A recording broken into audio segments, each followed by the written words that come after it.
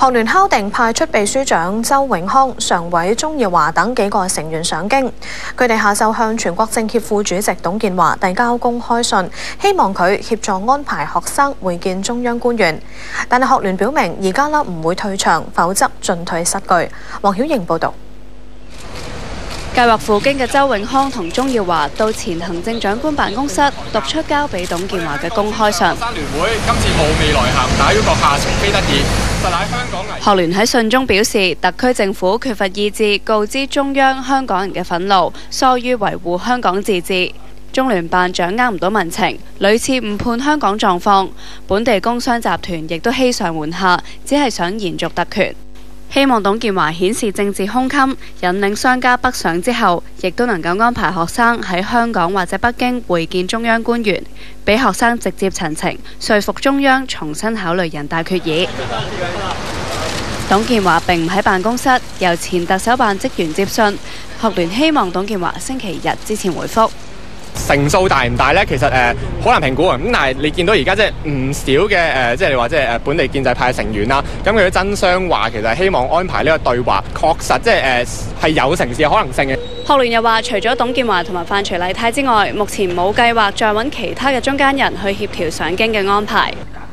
學聯評估過赴京被捕嘅機會唔大，對於有人叫學生先退場展示誠意，學生反問。點解大家唔會正視就係點樣夠一齊行落去呢？而純粹就係以即係退回社區就作為嗰個終結咧。退回社區之後，大家有啲咩嘢呢？係咪一無所有呢？我哋同意嘅就係你係必須有進有退嘅。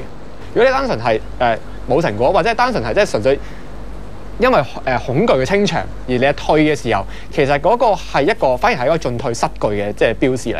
會唔會有縮細個佔領場區嘅可能性呢？唔同嘅情況都會考慮啦，但係現階段其實係應該去等待北京政府俾出一個乜嘢嘅態度。一場對話贏過掌聲，但平日面對更多嘅係反佔領人士嘅指罵。你收錢收檔啊你！即係當然好辛苦，就會好辛苦又辛苦啦。頂咗40幾50日，我見到希望嘅。其實群眾唔係同我哋割裂嘅。到目前為止，你覺得呢場運動係贏定輸？我覺得我冇嘢可以輸嘅，因為你由831框架定咗落嚟嗰日啦，大家已經覺得其實香港係輸清光㗎啦。其實佢喪失咗一代人嘅信任㗎嘛。輸嘅唔係行出嚟香港人啦，輸嘅係呢個政府啦。有線電視記者黃曉瑩報導。學民思潮指一個成員今日喺深圳關口過關嘅時候被拒入境，基於保障私隱，不便透露呢個學生嘅個人資料。學民思潮引述個學生指，內地官員指佢參與違反國家安全活動，所以被遣返。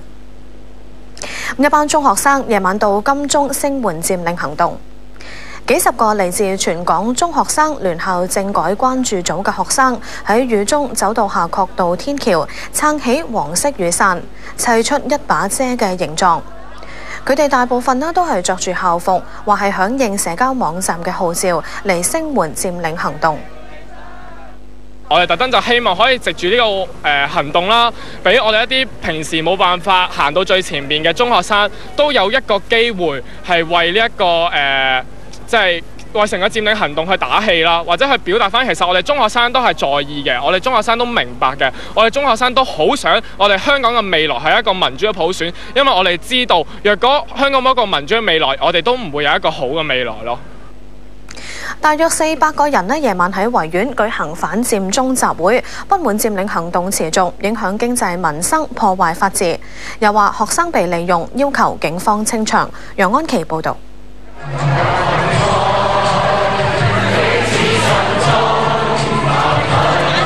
雖然唱住同一首歌，但訴求截然不同。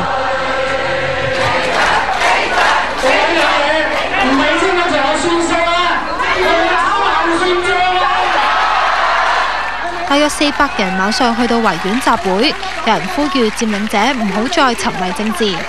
只要特首愛國愛港，就算佢唔係民選，都已經唔重要啦。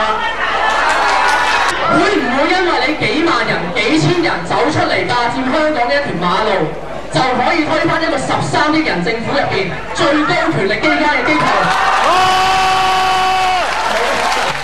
有人話不滿佔中三子利用學生。我哋組團去港大、去中大、去美大。